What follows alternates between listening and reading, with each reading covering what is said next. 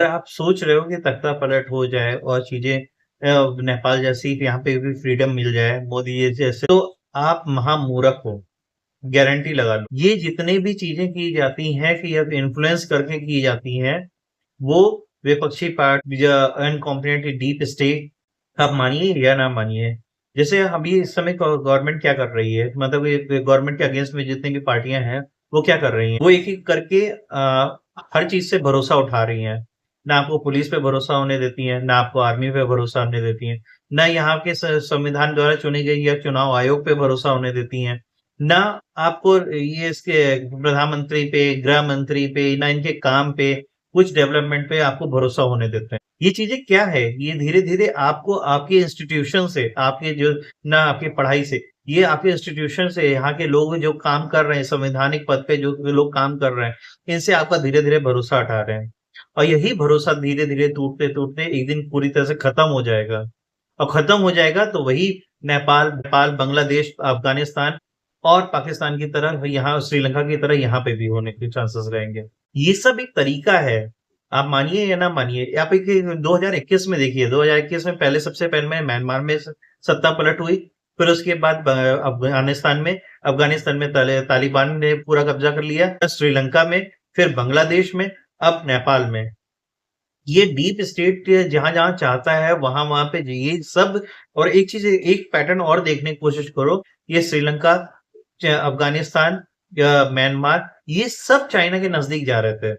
जो-जो चाइना के नज़दीक जा रहे थे और यहाँ पे डीप स्टेट ने अपनी तरफ से वो इन्फ्लुएंस करके सत्ता ही पलट दी। अब अफ़गानिस्तान में सत्ता पलट गई, डीप स्टेट की ज़रूरत ही नहीं पड़ी क्योंकि वहाँ पे अमेरिका ऑलरेडी था। अब म्यांमार में सत्ता पलट गई कि वहाँ पे भी जहाँ वो नज़दीक चाइना से थोड़ा उनका कोलैबोरेशन बढ़ रहा था। बांग्लादेश में जो चाइना के तो नज़दीक धीरे-धीरे जा रही थी गवर्नमेंट और ये इंडिया प्रो गवर्नमेंट थी, तो वहाँ पे भी अगेंस्ट अमेरिका के कि उन्होंने टापू नहीं दिया था। तो वहाँ पे भी सत्ता पलट हो गई। नेपाल पूरी तरह से चाइना के वो उसमें फ़ेवर में चल रहा था, वहाँ भी सत्ता पलट हो गई। जहाँ-जहाँ ये डीप स्टेट ने चाहा, वहाँ-वहाँ पे सत्ता पलट हुई और सत्ता नहीं पलट पाए तो वहाँ के जो लीडर्स थे, उनको मरवा दिया। ये कोशिश हर जगह पे उन्होंने की है। या चिली का बात ले लीजिए तो 1951 में हुआ था, या के बारे में बात कर लीजिए, इराक के बारे में बात कर लीजिए, जहाँ-जहाँ डीप स्टेट को लगा कि हाँ, ये अमेरिका के सपोर्ट में नहीं है, वहाँ-वहाँ पे या वो सत्ता नहीं पलट पाए या इन्फ्लुएंस नहीं कर पाए, तो वहाँ पे उन्होंने असैसिनेट करा दिया जितने भी लीडर्स थे। सब वही तरह होता है और ये सब धीरे-धीरे नहीं होता है। एक-एक दिन एक फंडिंग आती रहती है और लगातार फंडिंग आती रहती है और इन फंडिंग को अगर नहीं रोका गया है ना गवर्नमेंट के द्वारा, तो ये सब पूरी तरह से खत्म कर देंगे। और जो लोग इस समय इन्फ्लुएंस हो रहे हैं ना, आपके इंस्टीट्यूशन से आपको भरोसा उठता जा रहा है ना, तो आप महामूर्ख आदमी हो। उससे ज़्यादा आपसे मूर्ख आदमी कोई हो नहीं सकता। आप सोचिए कि इन लोगों जितने भी देश ने सत्ता पलटी है, तो क्या उन लोगों ने क्या पा लिया? क्या वहाँ पे करप्शन खत्म हो गया? वहाँ के लोगों की इकोनॉमी बढ़ गई? वहाँ पे सिवाय राइट्स के अलावा कुछ नहीं हुआ है। बांग्लादेश, श्रीलंका, पाकिस्तान, अफ़गानिस्तान, म्यांमार, यहाँ पे लोग मरे हैं। सिर्फ़ लोग ही मरे हैं जो अगेंस्ट प्रो गवर्नमेंट थे या जो एंटी गवर्नमेंट थे। दोनों लोग ही मरे। दोनों लोग ही मरे। आप विपक्षी में हो या पक्ष में हो, दोनों लोगों को ही नुकसान हुआ। आप क्या लगता है यहाँ से बिज़नेस वालों को हटा देंगे, जो लोग गवर्नमेंट के साथ में हैं, तो क्या वहाँ पे नौकरी आ जाएँगी? कोई भी गवर्नमेंट नौकरी नहीं दे सकती पूरी तरह से। मान के चलना। आप अगर क्या सोचते हो कि गवर्नमेंट अगर क्लर्क की नौकरी, कितने लोगों को क्लर्क की नौकरी मिलेगी? और क्लर्क की नौकरी करके क्या क्या करेगा? सर्विस बेस से नौकरी में क्या फ़ायदा दे देगी बताओ? जितने भी देश अमीर हुए हैं, उन्होंने कुछ ना कुछ बना के बेचा है। आपने क्या बनाया था? आज तक इंडिया ने अभी इससे पहले तक क्या बनाया था? कौन-सा हथियार बेचती थी? कोई हथियार बेचती थी? यहाँ तक कि कौन-सा चीज़ें बेचती थी कि जो चीज़ कि जिससे बहुत ज़्यादा इनकम आए? ऐसा कुछ नहीं बेचता। कोई तेल बेच के अमीर हुआ है, कोई हथियार बेच के अमीर हुआ है, कोई अपनी मिनरल्स बेच के अमीर हुआ है। हमारे पास ना तेल है, ना मिनरल्स हैं बहुत ज़्यादा, ना हमारे पास कोई हथियार है, सिवाय हमारे पास अनाज है। वही फूड ऐसी चीज़ है जिस पे ज़्यादा टैक्सेस नहीं लगाए जा सकते, जहाँ ज़्यादा इनकम नहीं की जा सकती और ना हमारे पास ऐसी कोई कारें ज़्यादा थी इससे पहले। तो जब हमारे पास कुछ था ही नहीं तो हम बेचेंगे क्या? आप कैसे भी आदमी हो, आप कैसा भी कंट्री हो, बिना बेचे आप अमीर नहीं हो सकते। और बेच-बेच के ही लोग अमीर बने हैं, जितने भी कंट्री जितने भी और बेच के ही नौकरियाँ आई हैं, बेच के ही पैसा आया है। आप ये गलतफ़हमी में हो, सबसे बड़ी गलतफ़हमी हो कि बिना बेचे लोगों ने पैसा कमाया, बिना बेचे गवर्नमेंट ने पैसा कमा लिया। बिना बेचे कोई नहीं कमा सकता और करप्शन क्यों नहीं होता? हर जगह करप्शन है। आप क्या कहते हैं, किसी भी आप मैं एक शॉपकीपर हूँ, तो मैं अगर जाता हूँ कि अगर मैं कंपनी अपने आप को मानूँ, तो मैंने अभी पैसा लगा के अपनी कंपनी खोली, मतलब अपनी शॉप खोली। मैं कुछ दिन बाद मेरी शॉप जब ज़्यादा चलने लगेगी, तो मैं 2 से 3-4 लोग रखूँगा और 2 से 3-4 लोग जो आएँ और वो ये सोचने लगे कि मेरी वज़ह से मालिक का काम हो रहा है, तो क्या वो सही है कि मैं सही हूँ?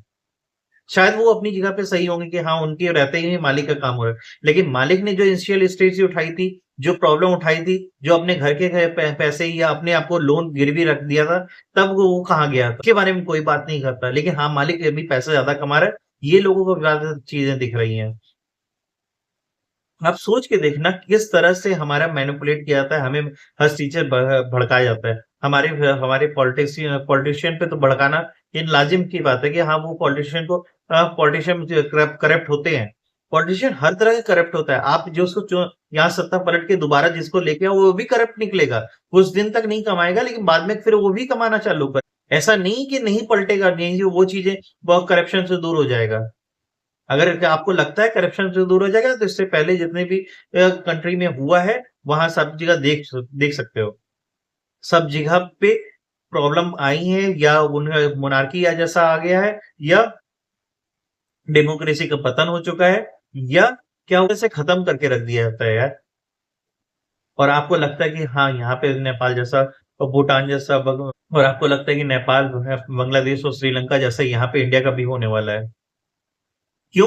क्योंकि यहाँ पे एक गवर्नमेंट है जो लोकतंत्र के द्वारा चुनी गई और उस वो लगातार अभी 11 साल तक से काम कर रही है। आप अगर कोई विपक्षी दल में हो, विपक्षी कोई बात नहीं, लेकिन अपने इंस्टीट्यूशन से भरोसा इतना मत उठाओ, अपने ईवीएम पे, अपनी ऐसी चीज़ों पे इतना भरोसा मत उठाओ कि आपको हर चीज़ से भरोसा उड़ जाएगा ना, तो आप भी एंटी अगेंस्ट में जाने लगोगे और फिर वही होगा जो हर दूसरे कंट्री में हो। लेकिन उसका कोई रिज़ल्ट नहीं आया है।